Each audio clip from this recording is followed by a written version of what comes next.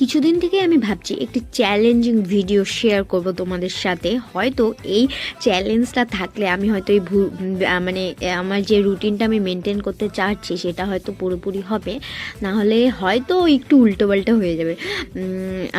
চ্যালেঞ্জটা কি করতে যাচ্ছি সেটা বলছি।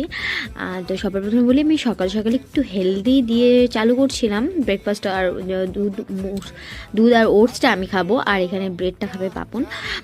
সকাল সকাল একটু হেলদি খেলে কি পুরো দিনটা ভালো যায়। আর যেহেতু সকালবেলা আমি ভাত খাই না, তো এগুলো খেয়ে আমাকে কাটাতে হবে। আর এদিকে দেখছি হৃদয় একা একাও খেলছে। ওর এইদিকে দাঁড়িয়ে দাঁড়িয়ে কী কী যেন বলে, তারপর কাকে কাকে ডাকে, কত কিছু করে, একা একা খেলে।